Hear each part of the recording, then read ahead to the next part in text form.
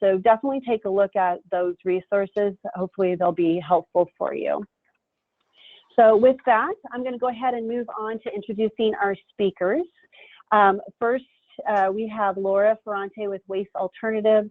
Laura has over 7 years of solid waste and recycling industry experience. She is the owner and principal of Waste Alternatives, an industry consulting firm. Most notably, Laura provides governmental advocacy for the Resource Recovery Coalition of California, and that's previously CRRC, a trade association comprised of over 34 collection, processing, and recycling companies throughout California. Prior to Waste Alternatives, Laura worked with Recology in San Francisco, most recently a strategic affairs and planning manager, handling regulatory affairs, planning and permitting, and grant writing. This experience exposed Laura to a variety of stakeholders and regulators as she assisted in the development of, among other things, SB 1383 regulations, AB 901 regulations, and the Compost General Order. Then we also have Veronica Pardo. She has served the members of the Resource Recovery Coalition of California since 2013, advocating for the needs of the waste and recycling industry to support viable policy solutions in California. Ms. Pardo has engaged in a number of significant rulemakings, ranging from organics management regulations to health and safety standards. The diversity of daily issues impacting the industry means that she is always learning and inspired by the socioeconomic and environmental challenges we all face. Ms. Pardo holds a master's degree in community development from UC Davis and a bachelor's degree in French and English from UCLA. Next, we have Larry Sweetser with Sweetser Associates. Larry specializes in trying to bridge the gap between California's strict regulatory requirements and reality for solid waste and household hazardous waste programs. Larry is also known to drive around California a lot, especially in rural areas, providing assistance. Holders of the 1-800-ASK-LARRY card seek his assistance with weird waste, dumpster diving, and other questions. Larry has been adopted by the 24-member Rural Counties Environmental Services Joint Powers Authority in 2000 and also serves on the Gold Rush Chapter Board and on the Legislative Task Force. Larry can often be seen monitoring regulatory agency meetings. And then our last presenter, Rob Hilton, is the president of HF&H, where he has worked on over 350 recycling and solid waste projects for more than 150 public agencies, mostly in California. HF&H negotiates, implements, and manages dozens of franchise agreements throughout California every year, and is currently under contract with CalRecycle to produce model tools in support of SB 1383, including model franchising language. For the last month, Rob has his team shifted focus from SB 1383 implementation to working with communities and their service providers to access franchise requirements and manage the performance and financial consequences of the current shelter-in-place orders. And because of that, today Rob's going to be talking about how force majeure works in solid waste franchise agreements, and especially under these types of circumstances. So we definitely have a powerhouse of presenters. And so first off, we're going to go ahead and start with Veronica and Laura, who are going to focus on the waste management and the infrastructure side of our conversation today. So ladies, go ahead and take it over.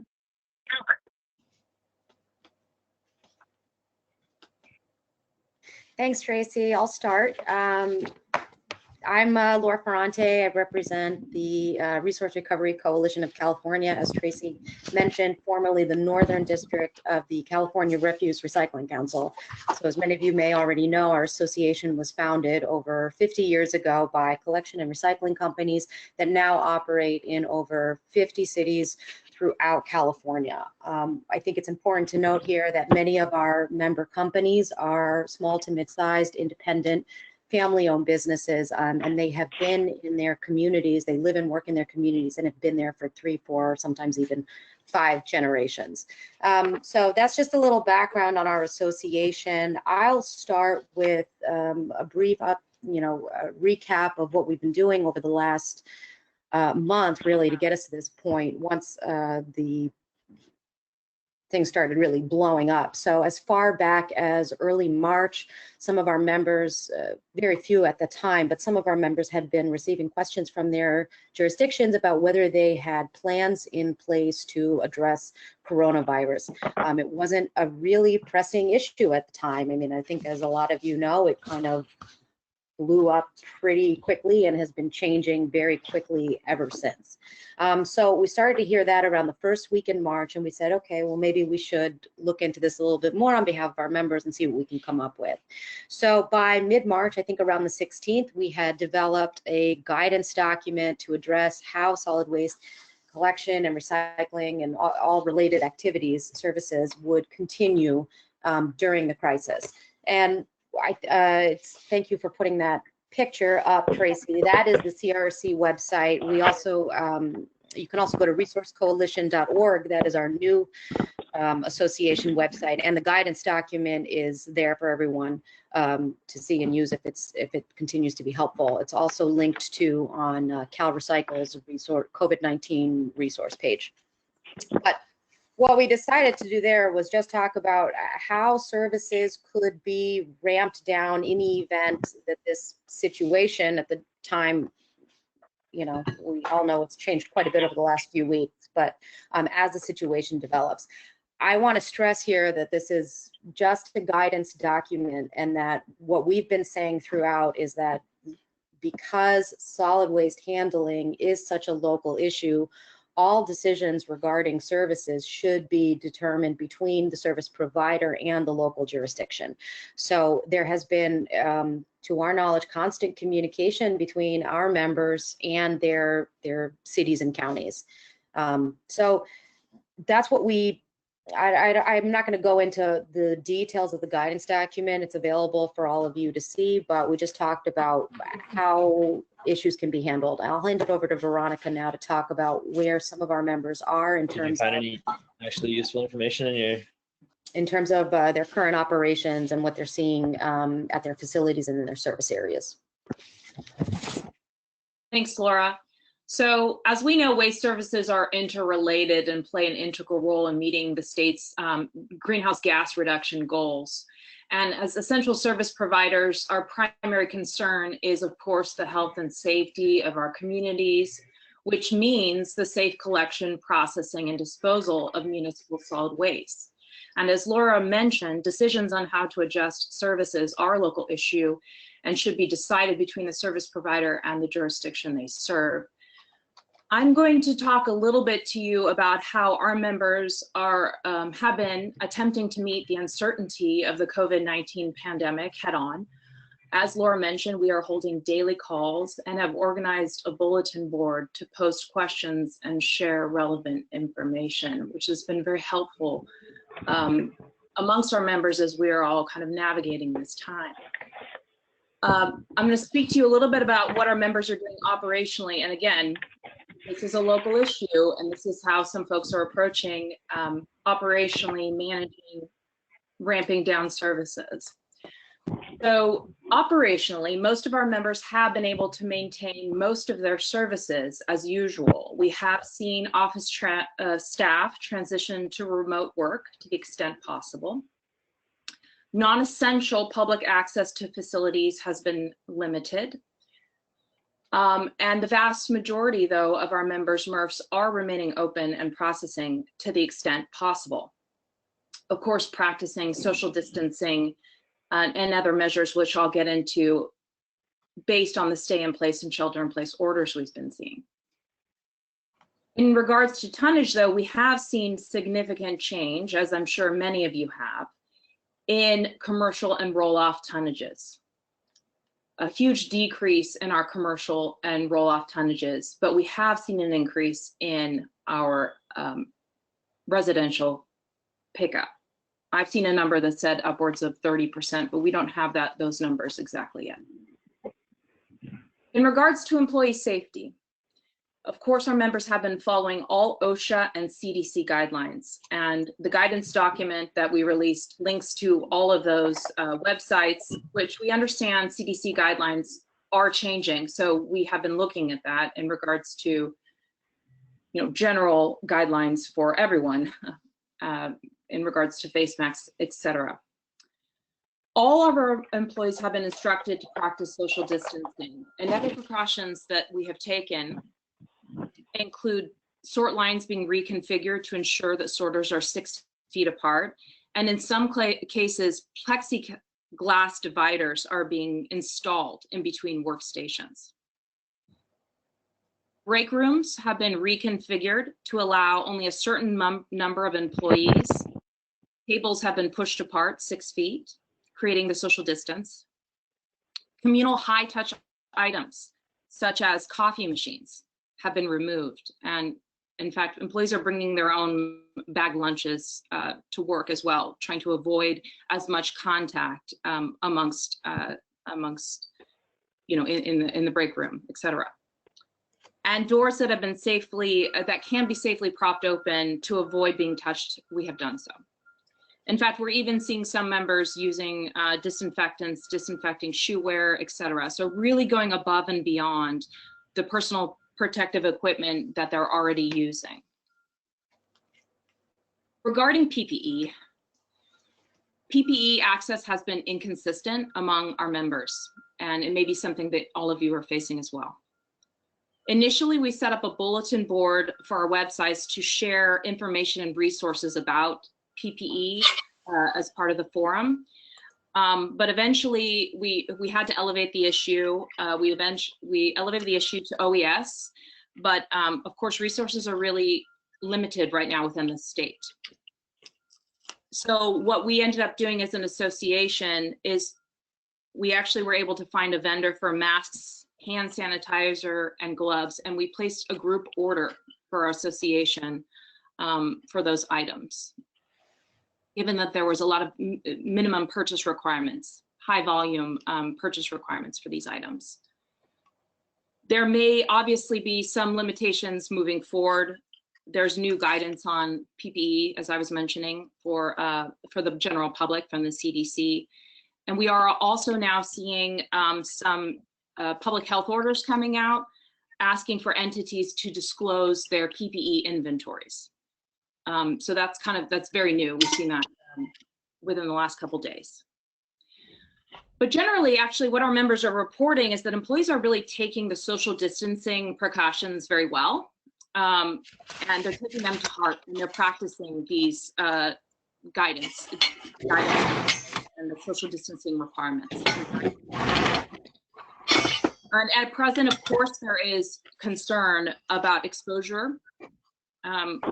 Fortunately, we have not seen yet a high instance of exposure of employees. Of course, that is a concern for our members moving forward, and we are monitoring that.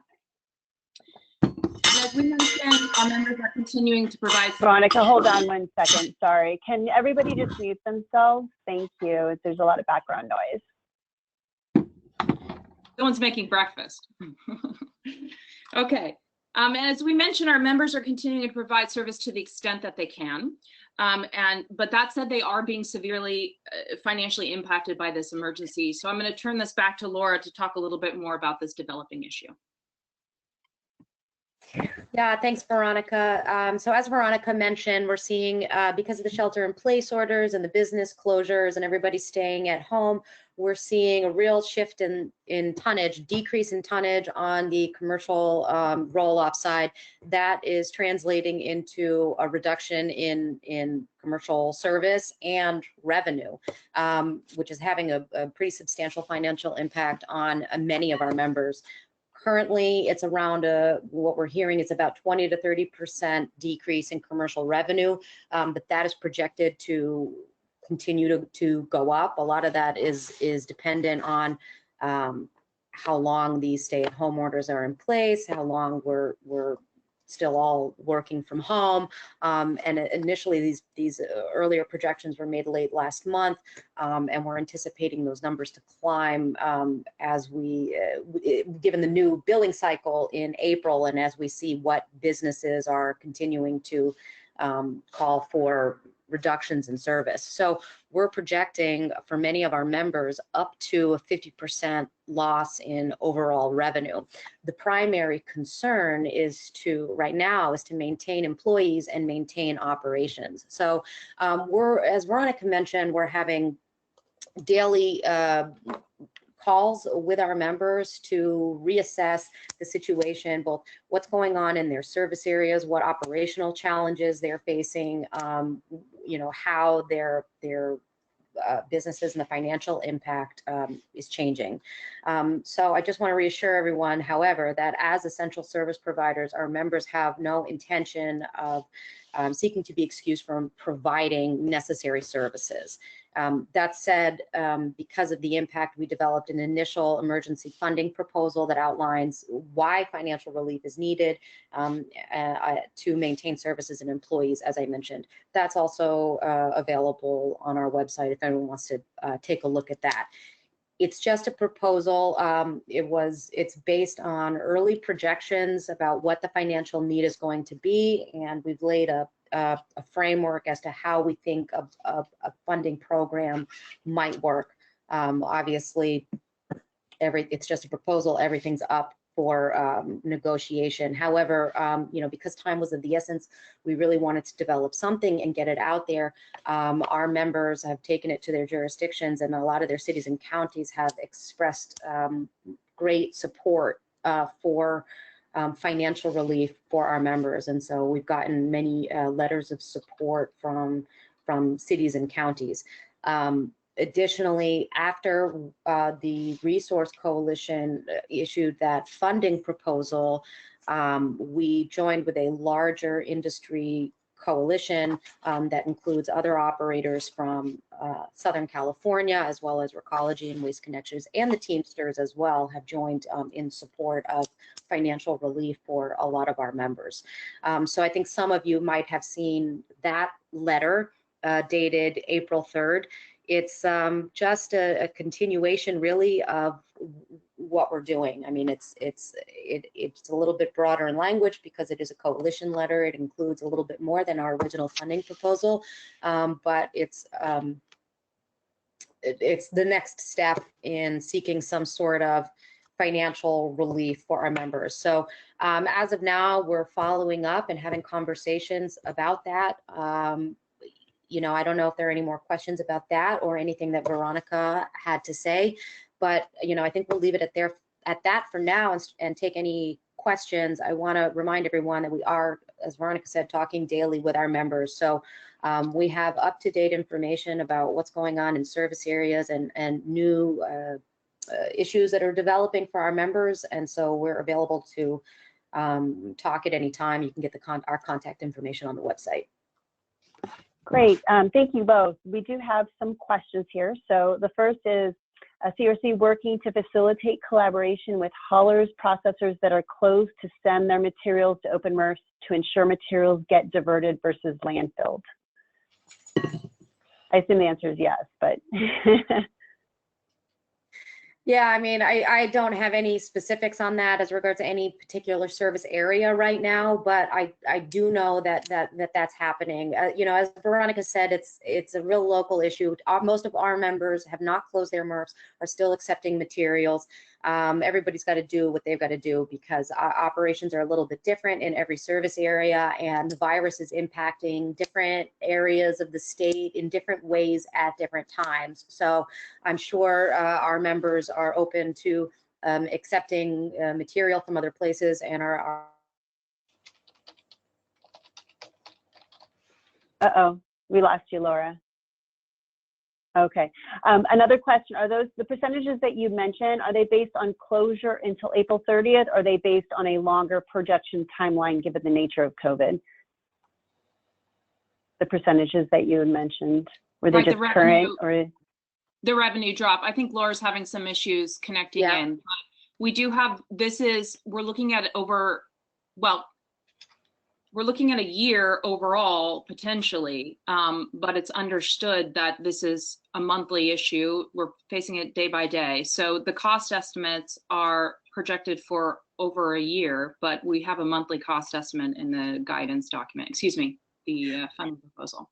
Laura, can they hear you? Okay. Yeah, sorry, yeah, something happened in my connection. What was the question?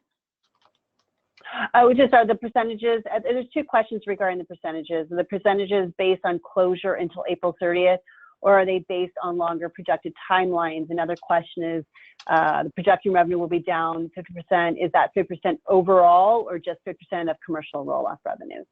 Yeah, so what our members have told us is that what they're experiencing right now is a 20 to 30% reduction in revenue from commercial and roll-off. They're anticipating that to get as high as 70 to 80%. Over what period of time, we're not entirely sure. Maybe over the next month, 6 weeks, or longer.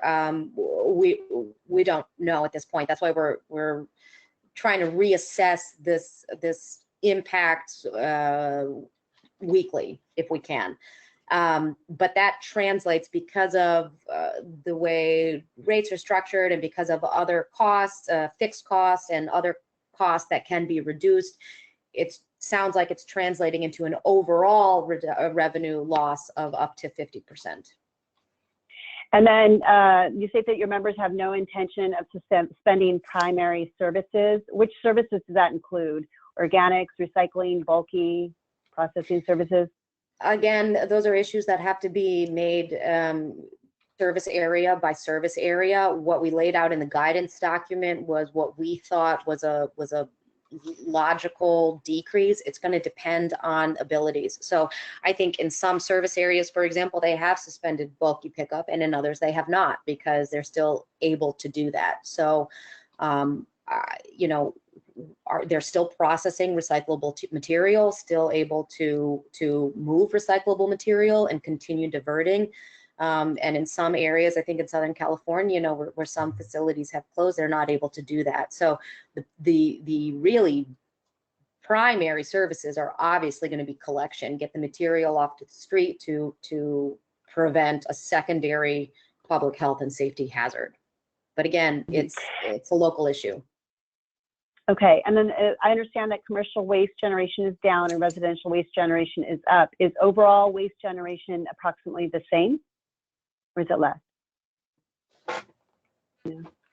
Yeah, we don't really have that information yet. And I think CalRecycle is looking at something similar. They're curious to see what kind of consumer behavior changes we're going to see as a result of this, but we are obviously seeing the reduction in commercial. Do you have a list of facilities that have closed? Do you have any information on that? Well, I don't have a full list right now. Like we said, most of our members, the vast majority of our members are still open. Okay, and then that was one of the questions on the survey that we sent out to our members, which we'll publish those results in a little bit, but it seemed like the same thing that most people are saying in their cities, their facilities are still open. I'm going to do one last question here. How have the domestic and international recycling markets been impacted by the pandemic? Have your members said anything with regards to the market? They said right now they're still able to move material. Okay, great. Yeah. There were also a bunch of questions that were sent in yesterday, but given time, we're going to go ahead and hold off on those questions right now, but we'll get the answers out to everyone at some point if we don't get them today. Thank you, Veronica and Laura, so much for presenting and explaining all of that. It's super valuable. So let's go ahead and we're going to move on to Larry Sweetser, and Larry's going to talk to us about household hazardous waste facilities and what's going on in that area.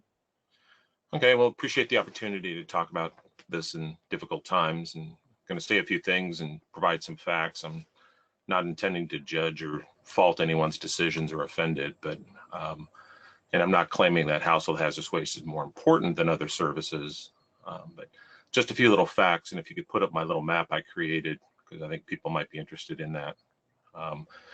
But there's been a survey going out of facilities that are open, and quite interestingly, about a third of the facilities, household hazardous waste facility, permanent facilities, are still open.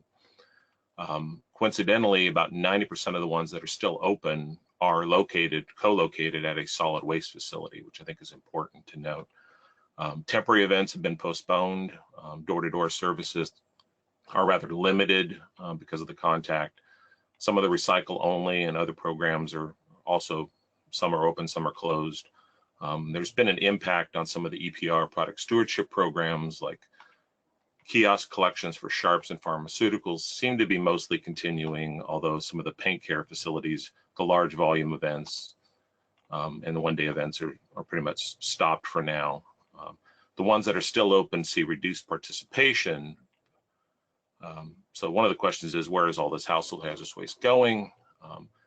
Another one is household hazardous waste collection an essential service. And it's not explicit in the orders like the solid waste collection is. But if you consider the purpose of the program, that might be something to look at. And particularly, I mean, it's true that most of the residents could just store their household hazardous waste in their home until facilities are open. People tend to be impatient and want to get rid of it. I think a lot of solid waste facilities have seen an uptake in self-haul bringing things in, similar to household. But the intent of the programs, one is protecting jurisdiction liability. And that's done by reducing toxicity of solid waste, less hazardous waste in the garbage. Admittedly, an oil-based paint can in the garbage is illegal in California, but no immediate harm. On the other side, we have lithium battery fires, which have been increasing over the years, which is much more serious in transfer stations and landfills. Just ask Rethink Waste in San Mateo County, their episode of what happened. Another factor is avoiding illegal disposal, and to me, the most important is protecting the solid waste workers, which are essential. So again, lithium battery fires, other things can injure workers. And so solid waste facilities do have load checking programs, which is, I think, a whole nother topic at some point, maybe to look at that. A lot of facilities have curtailed that, but again, that's another topic. So facilities that are open, they're taking practices similar to other programs, a lot of employee training, education, telling employees to stay home if they're sick, conveying transmission facts that are known so far. And as Veronica pointed out, the facts do keep changing, so you have to keep doing that. Enforcing personal protective equipment, PPE is now a new buzzword for many people, but gloves, eye protection, clothing, masks, face masks, shields. Availability is getting limited. Disinfection practices of work surfaces, common work surfaces. It's not really necessary with the hazardous waste that's collected because they're already wearing personal protective equipment and it's going in containers pretty quickly. Getting disinfecting agents has been difficult to keep in stock, but one advantage we have is many household facilities have reuse programs and material coming in. They can use that material for the cleaning.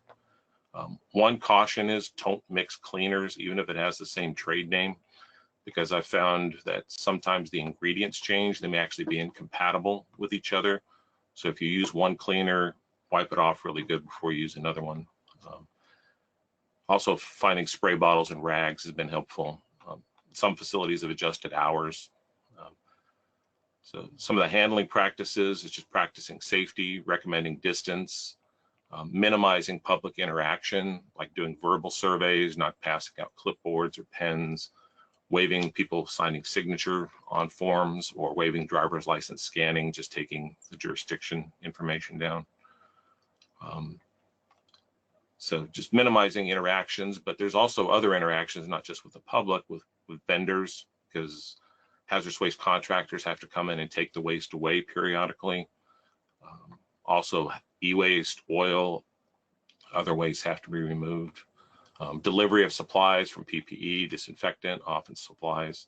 Some facilities use uniforms, so having to get those services is probably going to be an issue.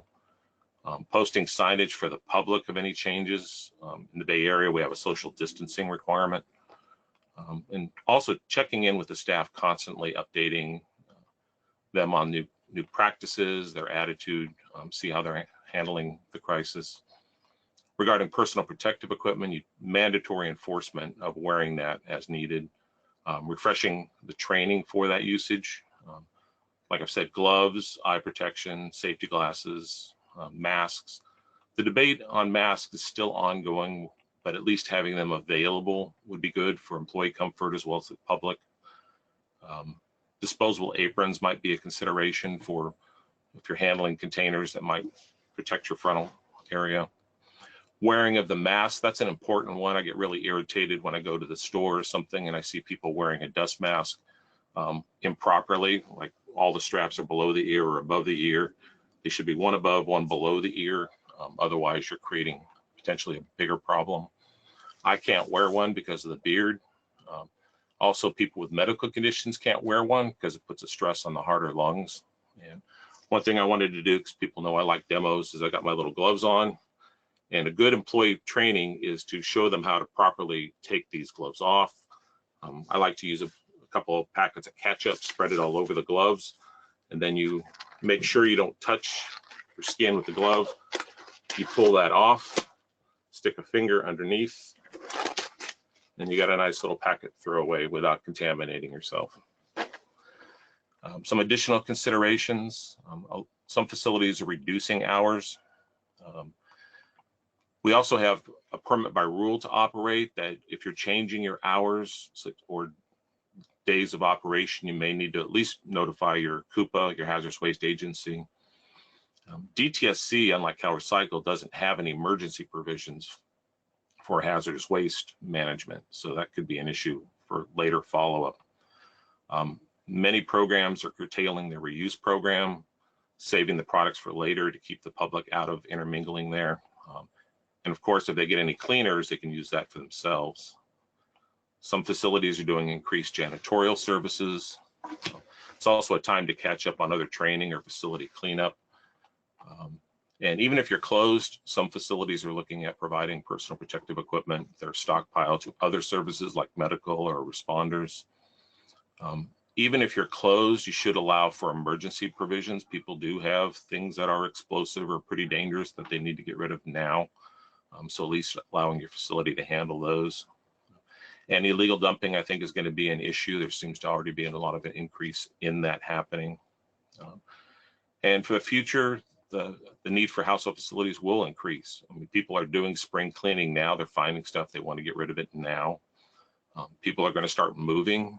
And as many people in household hazardous waste programs know, your most common user is somebody whose relative died and left it in the garage. And that's unfortunately happening. And people are going to be needing to get rid of things. So that's a bit of an overview. So I don't know if there's any questions. There was one with regards to Sterile Techniques. Thanks for reviewing all of that. Is there anything specifically after collections, like washing down e-waste or anything that people are doing? I haven't heard of that because, I mean, they're using personal protective equipment to put things in the containers. And so there doesn't seem to be any need to wash that material down. In fact, that could create more of a hazard with runoff than that material, or wiping it down, you're creating more of a waste, whereas just putting it into the container and then having it go on to the next site is standard practice. And I don't know if there's really any need to change that. For those facilities that are actually closed down, those areas, like looks like Southern California, there's a lot of HHW, or most of them are permanently closed. What do you recommend city tell their residents where they take that material? They have to hold on to it unless it's an emergency? Yeah, essentially holding on to it. There's not too many other options there are for certain materials, but some of the retail stores had battery collections, which they're not open, so you can't drop them off there. Some programs have curbside collection of material like oil. A couple places have battery collection, universal waste collection. As far as I know, those are still continuing when they're being picked up with solid waste vehicles. But the people at facilities are closed, you're just going to have to hold on to it. And people need to watch out for illegal dumping. Okay. Another question for you. You mentioned you don't wear a mask due to your beard. What do you recommend as an alternative or modification to a mask facial so that people can actually properly wear them who do have beards? They need to shave it off if they're going to be wearing a respirator of any sort, even a mask. Okay. What is the path to declaring HHW an essential service, like the explosive and the moving cleanups? That's jurisdiction by jurisdiction. It's not explicit in the orders. I'm not sure how many facilities were consulted when the decision was made by the jurisdiction. And again, I'm not faulting them for their decision, but it's a local decision on how to declare that an essential service.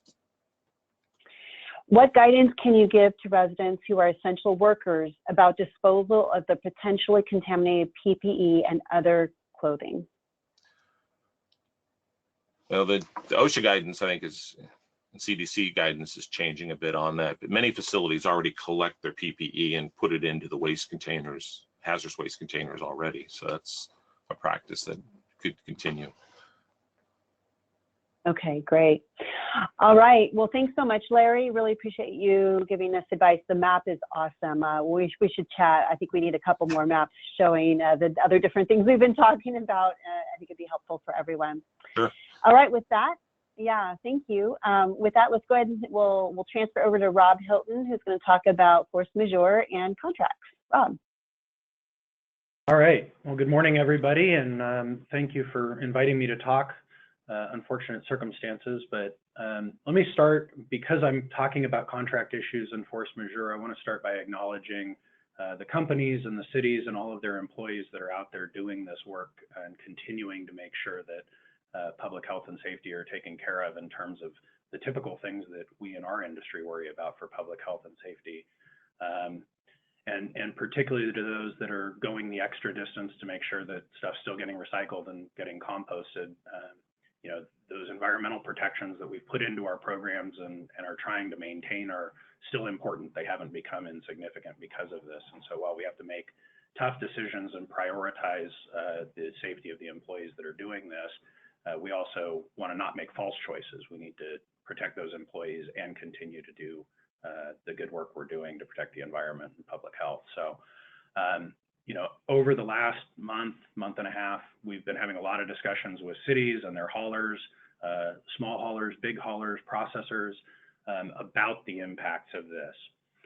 Most of you know, contracts are subject to a provision called force majeure, and whether you put it into your contract or you don't, force majeure exists. There's a lot of case law about that. And it applies whether you talk about it or not in your agreement, and I'll talk about that in a little bit. Force majeure is essentially an unforeseeable circumstance that prevents someone from fulfilling a contract requirement. And there are two pieces to that. So it's not just that you had an unforeseeable circumstance occur, but that circumstance demonstrably prevented you from performance. So as we think about that and what we're dealing with right now, there are both practical issues and contractual issues. The practical issues are the things that Veronica and Laura and Larry have been talking about. What's going on right now? What are the service interruptions? What is going on the street? And how do we continue to provide the essential services that need to be provided? How do you notify the public about changes to those services? How do you manage reductions in those services if workforce availability becomes an issue? How do you deal with the sudden cessation of operation? If your hauler had an outbreak through their facility and was forced to shut down, what would you do? Those are all sort of practical, operational, we're going to need to deal with this very quickly types of issues. And you may or may not have contract language that talks about it, and the contract language you have may or may not be any good for the type of situation that we're in. You know, many of the agreements that we look at localized events. If there was a fire or a flood or an earthquake or a strike or something that's relatively localized, and you could bring in resources from other communities to deal with it. This is different because it is not localized, and swapping resources from one area to another is not as easy. So what does that mean in terms of your practical response and the backup plans that your contractor may have? You know, at the end of the day, all of this practical stuff comes down to the relationship that you have with the individual human beings that work for your contractor. It becomes a very personal thing and about the quality of that personal relationship. And so maintaining the quality of that relationship and working in partnership through these really challenging times is critical. Part of that is making sure that you've got open communication about what's going on and that that's working both ways. But part of it is also understanding, for my clients who are frustrated at things that aren't happening, understanding the situation that your contractor is in and trying to work with them to accommodate that and still provide for whatever levels of service can be provided. So that's the practical stuff. And I think, you know, right now, a lot of folks are dealing with that.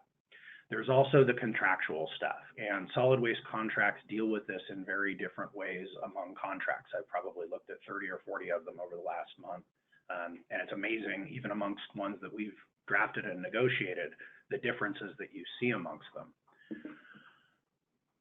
Some of the agreements that we're looking at are silent, as I mentioned earlier, and they rely on sort of case law for force majeure or whatever impossibility of performance argument that could be made under the circumstances. Those are unfortunate, both for the contractor and for the city. For the contractor, they're unfortunate because if it's silent, it may not articulate a process for cost recovery if the contractor is incurring additional cost. It may also not contemplate what to do about lost revenues, and as Laura and Veronica said, that's a major issue. Their members are telling me much larger numbers in terms of the losses. We're hearing almost 100% of the roll-off is seized in some markets, and they're only providing free box service to cities at this point. So, you know, that's a real issue. And if your contract doesn't contemplate what to do in a force majeure situation about lost revenues or increased costs, then it's an arm wrestling match on the other side of this about what a valid claim would be and reasonable costs were and that sort of thing. And it may or may not be eligible.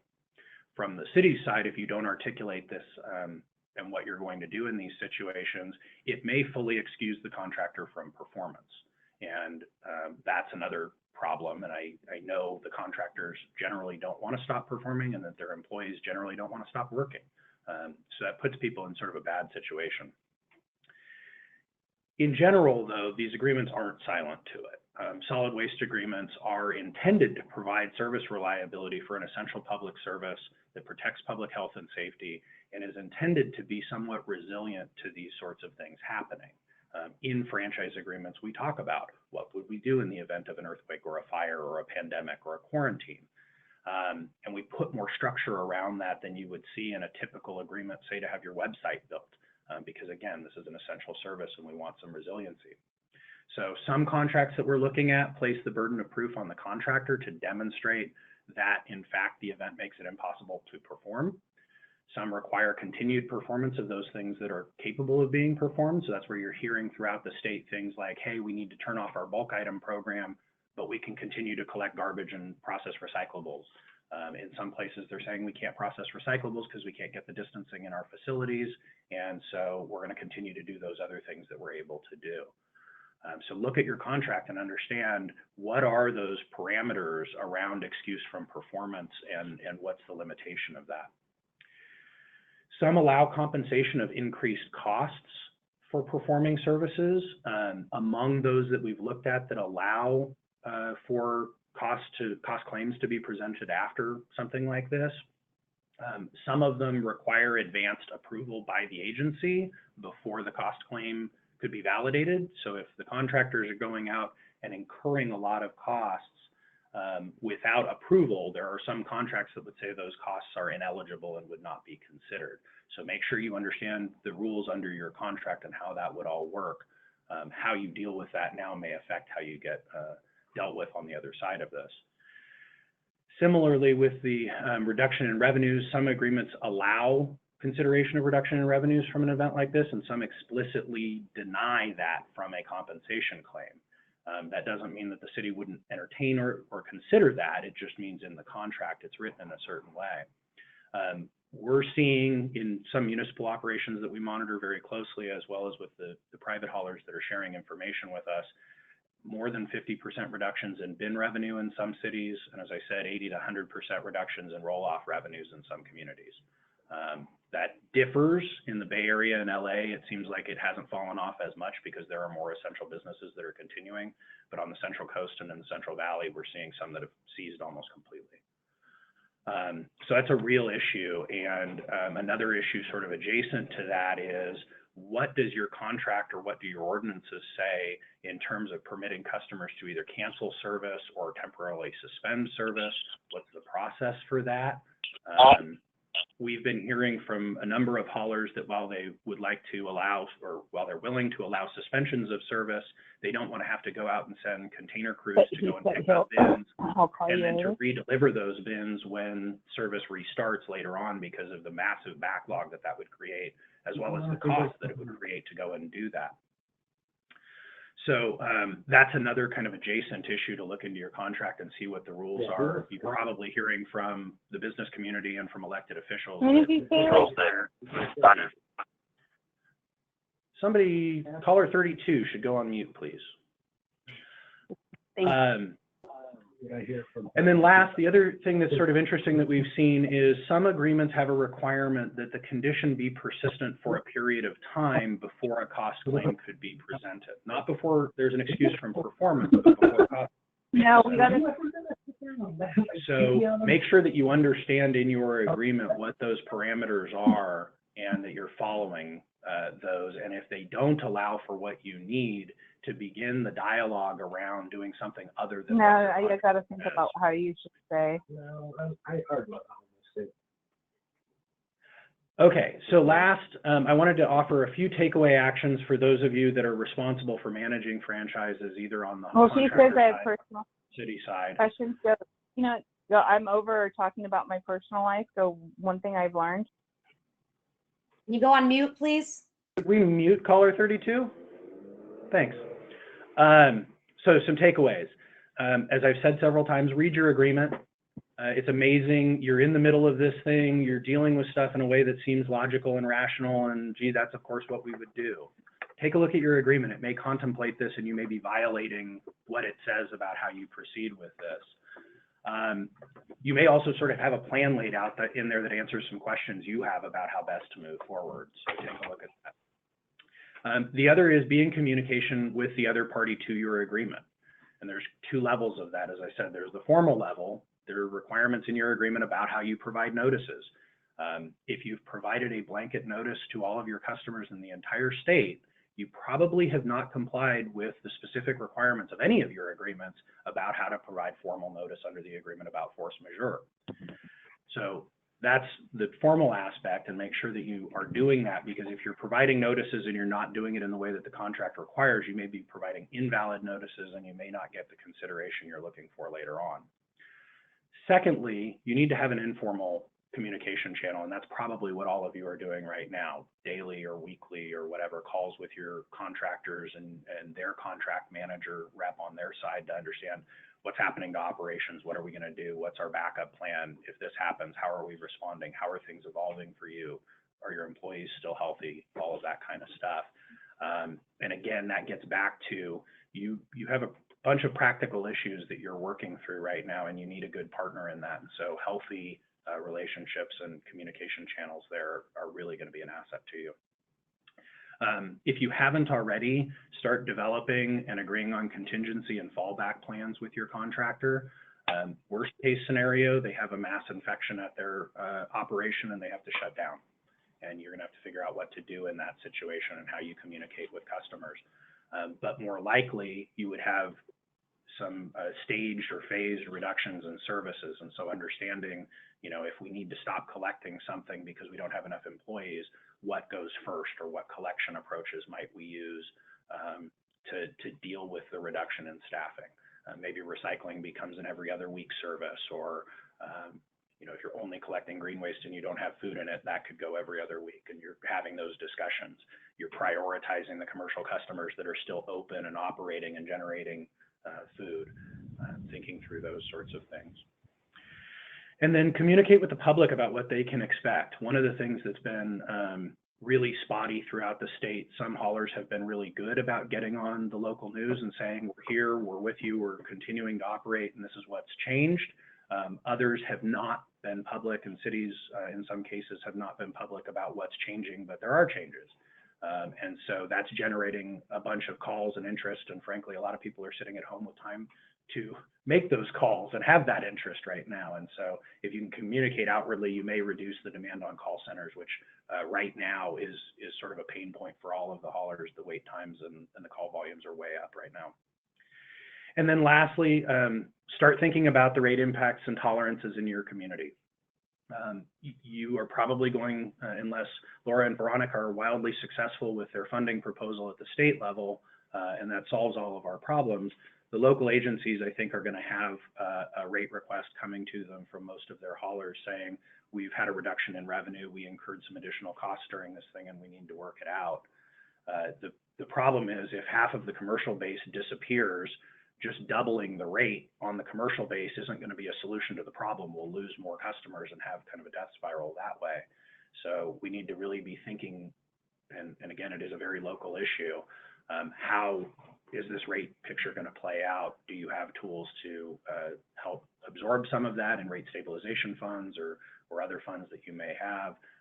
But start talking to your hauler about that sooner rather than later. They're getting to the point where they're very worried about the business side. They've dealt with a lot of the operational issues and are starting to think about and realize those financial consequences. So opening that dialogue sooner rather than later makes some sense to prevent big surprises on either side. So with that, I'm open to any questions folks may have. So let's go ahead and we'll start on the chat box. Does force majeure work both ways? Could a city use it to cut services with their contracted hauler? Force majeure does work both ways, but again, it has this two-part component. It's unforeseeable and it prevents you from fulfilling your requirements under the contract. And so if the city were going to do that, you would have to very clearly articulate how there was an impossibility of performance created by this for you.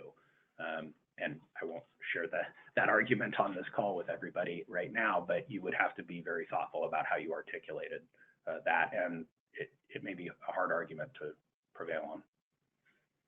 If there are alternate facility options, should a force majeure be allowed? I think it would be, in most agreements, the standard would be that the contractor has a good faith effort to secure alternative services if their primary services couldn't be provided. And so, as Veronica and Laura were talking about, some contractors are trading with each other, or my facility shut down, can you accept my material and I'll pay you for it, that sort of thing. And there are a number of situations where companies that have shut down their own processing have delivered to others. And are continuing to do that. In other situations, they refuse to deliver to others, that same company. So it's a little bit spotty, and again, down to some of the local conditions and facility layouts and things like that. So Peter has a question of generally what rights to excuse from obligations under franchise agreements do cities have under force majeure events? It seems like you've kind of gone through some of those. Is there anything else that you wanted to talk about? No, I think, again, it's what's in your agreement, not what is generally available. And that's been one of the things that's very frustrating to people is, hey, this is going on right next to me, and I have a very different situation. And well, yes, that is very frustrating because the optics to the public aren't explainable, but the contracts are different, may deal with this in a different way. So look at your contract. We have many statutory and regulatory requirements that are impacted by the crisis. Other countries are closing ports to recyclables, making diversion even more difficult. Requirements to steadily ramp up organic waste diversion while many businesses are closed pose real challenges, and there are many similar examples. What are you hearing from CalRecycle about adjusting these requirements? I won't speak for CalRecycle. I have not had an explicit conversation with them about adjustments to the requirements. I know that they've got a resource page available and they're working on getting some responses out to clarify some of this for folks, and Despina was good enough to put the resource page up. So I'll let them speak for themselves, but I haven't gotten the note that all of the diversion requirements are suspended and everybody can just put everything in the landfill from now on. Right. Okay. Thanks so much, Rob. As I'd mentioned, there were a number of individuals who sent over questions yesterday. I'm going to look through and see if there's any questions that weren't answered, and I'll reach back out to those individuals. Additionally, I really want to highlight the forum. If you go onto our COVID-19 resources and updates page, go to the very bottom. You can click on the forum itself and become a participant, and then you can actually send in information, upload documents, ask questions. Additionally, we actually did tape this webinar, so if you or you know of anyone who wanted to listen in, it'll be on the website more than likely tomorrow. Also, our last webinar is currently on the website as well. And with that, I really want to thank Laura, Veronica, Larry, and Rob for taking your time talking today. It was really, really helpful. And if anyone has any other ideas on what they'd like to see on our next webinar in 2 weeks, by all means, send me an email. We're really interested. We want to make this applicable to what you're going through right now and helpful with resources. So thanks to everyone. And with that, we'll sign off until the next webinar. Thank you, Tracie. Bye. Thank you. On.